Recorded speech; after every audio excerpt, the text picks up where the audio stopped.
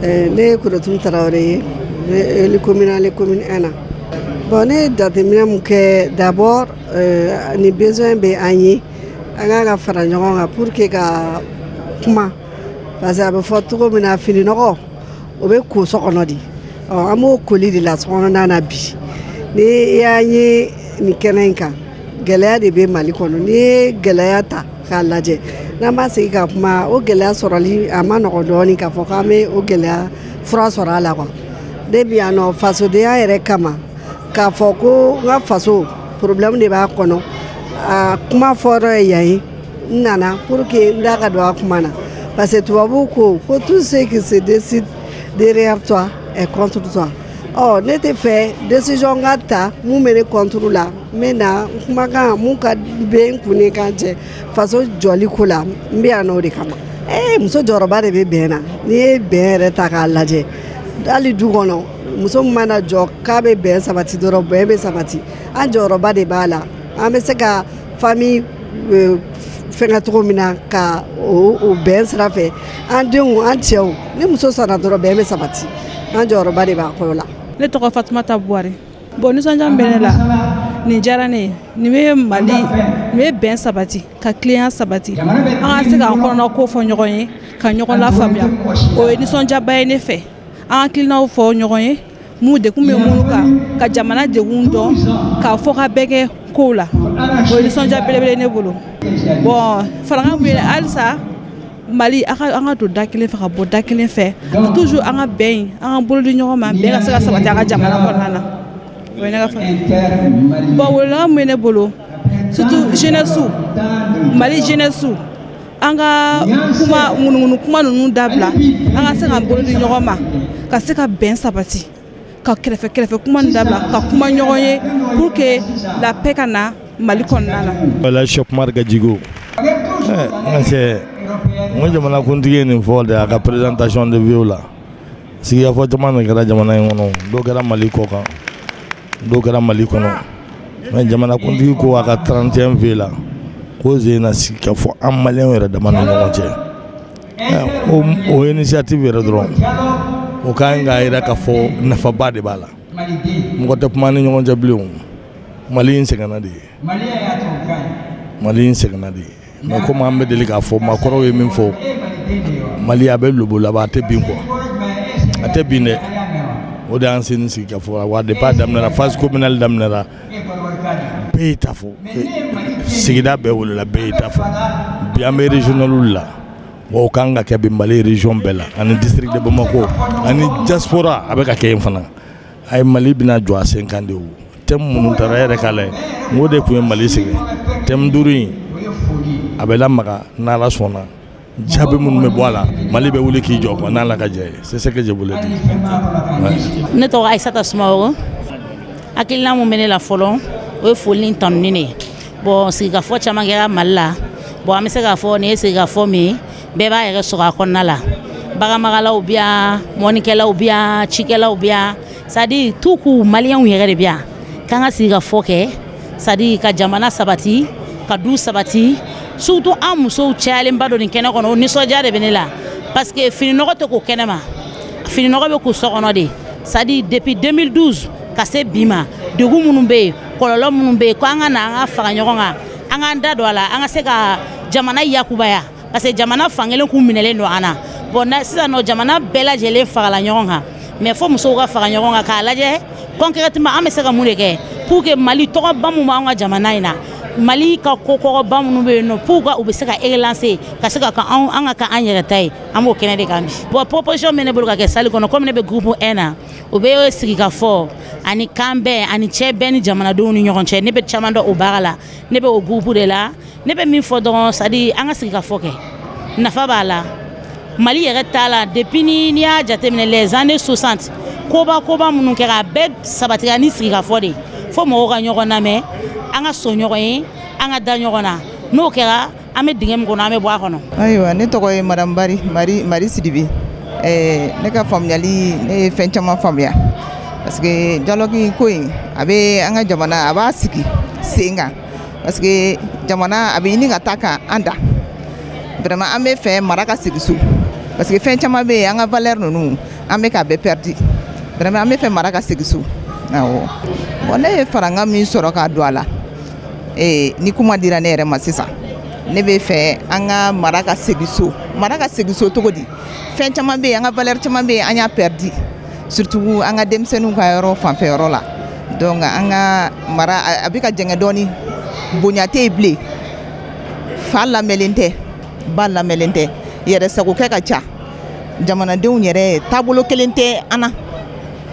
taabolo kelen t'an na ne yɛrɛ kɔni ni fɛn yɛrɛ dira ne ma k'an ka segin so il faut que sariya ka sigi bɛɛ ka taa nin sira in fɛ mɔgɔw k'u lamɛn u ka taa o siraw fɛ an kana jɛgɛn jamana tɛ se ka kɛ fɛn ye fo bonya ka don jamana kɔnɔ an ka ɲɔgɔn bonya ni bonya tɛ yen dɔrɔn foyi tɛ ɲɛ awɔ. Ne ye Madame Bayoko Mariam Gambi Camara de la délégation spéciale du district de Bamako. A diyara n ye vraiment ne ye min faamuya an bɛ ka min ɲini a mɛnna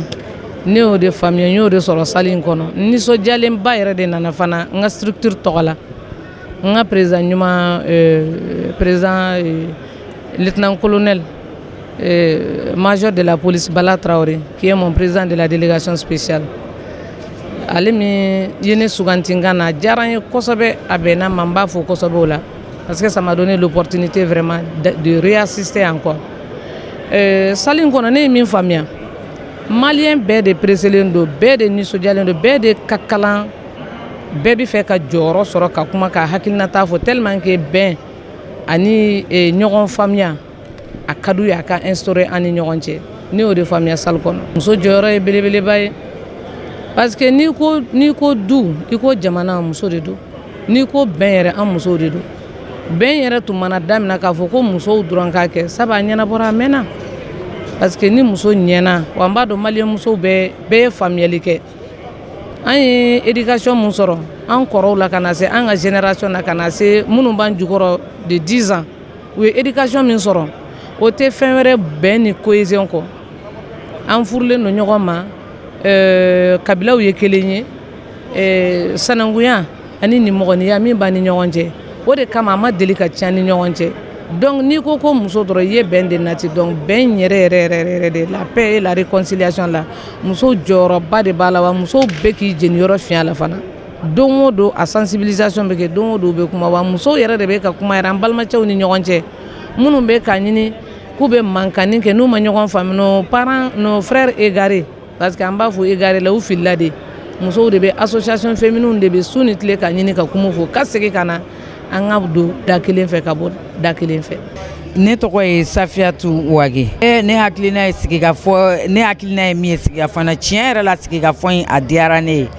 ko dunun bɛnnen bala bɛnnen buna hadamadenya bɛnnen ka di ni nin bɛɛ ye n'a fɔra ko adamadenw k'aw kana sigikafɔ kɛ ne hakili la ni hɛrɛ ma bɔ a kɔnɔ bɔnɛ tɛ bɔ a kɔnɔ buna hadamaden i mɔgɔninfin ɲɔgɔn hali n'a kurulen don i kama ni wulila sɔgɔmada fɛ n'i ko k'a ni sɔgɔma dusukasi fɛn fɛn b'a kɔnɔ k'a ɲɛsin ma a fiɲɛ bɛ bɔ donc surtout k'a fɔ k'aw kana aw sigi ko ka ɲɔgɔn kuma ɲɔgɔnya ni adamaden kuma ɲɔgɔnyara i bɛ taa sɔrɔ e fililen don ka da ko dɔ kan n'aw kumana i bɛ taa sɔrɔ aw bɛ ka ɲɔgɔn kɛlɛ ka sɔrɔ a tɛ kɛlɛ kun bɔ donc n'an sigira ka kuma malidenw an bɛ yɔrɔ min na bi dɔ kɛra bɛɛ la maliyɛnw ko ten tɔ mais ne b'a dɔn dɔ kɛra min na o de ka ca ka tɛmɛ fɛn ma kɛ min na kan donc n'an bɛɛ y'an sigi k'an ta fɛsɛfɛsɛ ɲɔgɔn ye a bɛ se ka kɛ sababu ye an bɛ yafa ɲɔgɔn ma k'an tigɛ di ɲɔgɔn ma ka don kulu kelen kɔnɔ ka Mali minɛ ka ɲa Mali ka bɔ bolo la o da de ka di an bɛɛ la ko n se tɛ basa kɛlɛ la a tigɛ ko ɲuman ko don dɛ sinon ni basa donna tasuma la k'a ku yɛlɛ i ka bugu sanfɛ n'i ka bugu minɛna i n'a dɔn k'a fɔ k'i b'a la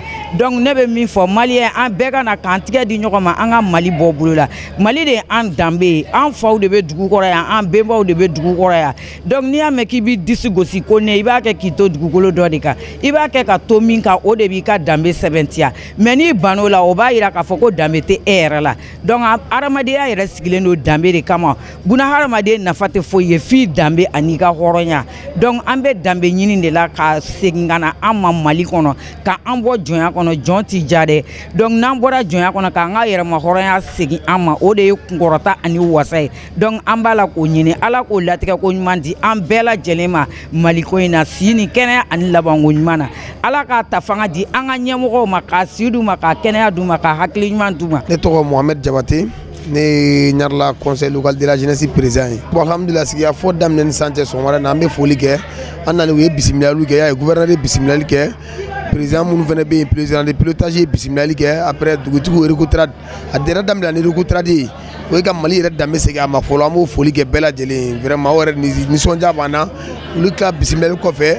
a fɔra ka président choisi o fana bɛɛ kɛra dans l'amiable e yɛrɛ y'a ye an taara sanfɛ mɔgɔw ye président fana choisi mun bɛna kɛ bi président ye a n'a vice président k'o choisi ka tila ka rapporteur fila fana ta mun bɛna labɛn ninnu baara ninnu bɛɛ kɛ bon o ye faamu yɛrɛ dɔ ye fɔlɔ o bɛɛ bɛ ka bɛn ni kɛlɛya yira an yɛrɛ cɛ i yɛrɛ bɛ mɔgɔw bɛ kulo ɲɛ la fan bɛɛ fɛ o bɛɛ bɛ ka faso kanu yira malgré funteni ma an kan mais bɛɛ sigilen don parce que Mali ɲɛtaga ko don Mali taaɲɛ ko don o de y'a to an faralen don ɲɔgɔn kan o ye faamu belebeleba ye a daminɛna communal la sisan nin district ta ye communal ɲuman de tɛmɛra n'i y'o ɲuman tɛmɛlen ka na an bila district kɔnɔ bi c'est là que o b'a yira Mali biden an bɛɛ de ka di ɲɔgɔn ye an bɛɛ de fɛ jamana in ka taa ɲɛ an ye denmisɛnninw ye mais bi an ɲɛ b'an faw ni an baw bɛ ta ka pɛrɛn minɛ yan nɔ bi an tonton dɔw bɛ yan o bɛ ta ka pɛrɛnw na bi o b'a yira k'a fɔ vraiment jamana in kanu bɛ an bɛɛ de la an b'a ala de deli a daminɛtɔ min filɛ bi k'a kun cɛ lundi ala k'a daminɛ yɛrɛ la ka se k'a kun cɛ yɛrɛ la kuma minnu bɛ ka fɔ a ka se ka kɛ kuma sabatilen a kɛ kuma barikama ye jamana in ka se ka sigi wagati kɛra depuis 2012 ka nos jours vraiment an yɛrɛ a ye den dɔw wololu kɔnɔ ka kɔrɔbaw kɔnɔ vraiment u yɛrɛ bɛn ɲɛ b'a la mais an ka laɲini de ye ko in ka ɲɛ halisa an ka d'an ma an b'a dɔn bɛnɲɔgɔnya ani keleya a bɛna denw an malidenw cɛ a siga t'an na a jɔrɔ t'an na parce que o sira dɔ de ye nin ye. Ne tɔgɔ ye Kalilu Ɲanbele ne ye conseiller communal ye commune 5 na yan nɔ sigikafɔ ye damu de ye adamaden n'a wulila k'a ka sigi ka kuma a bɛna fɔ a ka na a ka na hakilina di diɲɛ o de ko foyi tɛ ɲɛ ni hakilina di tɛ adamadenw n'a ye hakilina di ɲɔgɔn ma a dɔ la faamuya bɛ sɔrɔ o kɔnɔ o de kama bi ne nana salle kɔnɔ ka se ka n hakilina di jamana kunkanko la bon ne hakilina kɔni ye min ye yɛlɛma ko caman bɛ anw fɛ yan yɛlɛma kan ka don olu kow la ka falen don dɔw la ka dɔw tagabolo lagɛcogo ɲuman na basabu ka d'a kan fɛn dɔw b'an fɛ yan kunun o tun bɛ ɲa bi o ma nɔgɔn quoi fɛn dɔw b'an fɛ yan kunun o kun ka di mais o bilama man di an bɛ ka fɛn dɔw kɛ olu ma dafa pour que ka solution ɲini k'olu dafa an hakilina ye min ye jamana ɲuman min Mali ɲuman min ka se k'o sɔrɔ welewelekan min bɛ n bolo a ka di ne ye maliyɛn bɛɛ ka bɔ ka na hakilina di la nin ti ko wɛrɛ tɛ nin ti kɛlɛ ye nin ti foyi ye nin ye min bɛ ne fɛ n b'a fɔ de bon ni ne ma n fɛta fɔ ni jama nana min fɔ a bɛ kɛ ne fata ye k'a sɔrɔ ne ma n fɛta fɔ o de kama ne nana pour que n bɛ se ka n fɛta fɔ cogo min na weleweleda min kɛ n bolo ka bɛɛ wele bɛɛ ka nin hakilina di yɔrɔ de don. Ne ye madame Jalo Wasa Yatara commune 1 nisɔndiya min bɛ ne kan bi a tɛ se ka fɔ ka ban an bɛ foli kɛ an ka son excellence colonel Asimu Koyita ye a ye nin initiative min ta an bɛ dugawu kɛ ala ka ni saba bɛn n'ala sɔnna ma a bɛ ɲɛ awɔ. Bon ne ye min fɔ nisɔndiya yɛrɛ kɔ parce que bɛn bɛ yɔrɔ o yɔrɔ hɛrɛ bɛ yen nɔ an bɛ dugawu de kɛ ala ka ni saba bɛn ala k'an bɛn ala ka maliden bɛɛ bɛn kelen ma si ni kɛnɛya kɔnɔ o de nisɔndiya de b'an kan bi awɔ an bɛ phase régionale la awɔ. Ne tɔgɔ ye Adama Sise n bɛ fɛ an ka ɲɔgɔn faamuya an ka bɛn an ka don da kelen fɛ ka bɔ da kelen fɛ o de ka di ne sigida kɔnɔna na quartier kɔnɔ dugu kɔnɔ jamana kɔnɔ an ka bɛn an k'an tɛgɛ di ɲɔgɔn ma. Fɛn bɛ se ka kɛ bi maliyɛnw ka se ka bɛn sigida fana i ka bɛn ɲini i yɛrɛ ka du kɔnɔ fɔlɔ n'i ye bɛn ɲini i ka du kɔnɔ i bɛ bɛn ɲini denw fɛ ka bɛn ɲini quartier kɔnɔ ka bɛn ɲini sigida la ka bɛn ɲini an k'an tɛgɛ di ɲɔgɔn ma an ka don da kelen fɛ ka bɔ da kelen fɛ ka ɲɔgɔn ka kumaw lamɛn ka ɲɔgɔn ka fɔtaw lamɛn n'an ye ɲɔgɔn ka fɔtaw lamɛn ka ɲɔgɔn ka kumaw lamɛn an bɛ don da kelen fɛ an bɛ bɔ da kelen fɛ. An jɔyɔrɔ ye min ye an b'an denw kɔ an b'an cɛw kɔ an b'an balimakɛw kɔ an musow an bɛ sa an denw nɔfɛ an bɛ sa finitigiw nɔfɛ tenitigiw an bɛ s'u nɔfɛ fɔ alikiyama jɔyɔrɔ an b'u kɔ an bɛ dugawu k'u ye ala ka se d'u ma Mali ta fanga ala k'a d'u ma an bɛ dingɛ min kɔnɔ ala k'an bɔ dingɛ kɔnɔ ala k'an bɔ dingɛ kɔnɔ ala k'o k'a ka alaya kama k'o kɛ kira Mamadu kanu kama k'an bɔ dingɛ kɔnɔ jɔyɔrɔ k'a di Finintigiw ma k'a di Asimi Goyita n'a ka mɔgɔw ma k'a di Choguel Kukala n'a ka mɔgɔw ma. Ne tɔgɔ Alassane Diko an bɛ se ka min fɔ o ye a kɛra taabolo ɲuman ye fɔlɔ ka mɔgɔw dalajɛ u ka sigi ka kuma ka ɲɔgɔn faamu an bɛ Ala barikada an bɛ jamana ɲɛmɔgɔw fo an bɛ maliyɛn cɛ n'a musoman maakɔrɔba ni denmisɛn an bɛ bɛɛ fo ka don ni hakili ɲuman in dafɛ pour que an ka se k'a dɔn an bɛ wuli ni kan min ye ka an ka diɲɛlatigɛ tɔ sinsin an yɛrɛ bolo Mali kura kɔnɔna na. Ne ka farankan bɛ kɛ min ye o de ye k'a fɔ dɔ kɛra Jajiri fasafɔ la maliyɛn yɛrɛ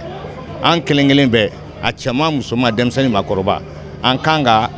an place dɔn nin taabolo kura in kɔnɔ an kan ka se ka an jɔyɔrɔ dɔn k'an jɔyɔrɔ fa k'an kumacogo na an hakililataw k'o kɛ taakura ɲɛ o ɲɛ kura in taali ɲɛ ka o sinsin ni kɛ ɲuman b'i kɔnɔ a kɛcogo tɛ n'i kamanagan ne ka kuma y'o ye fɔlɔ.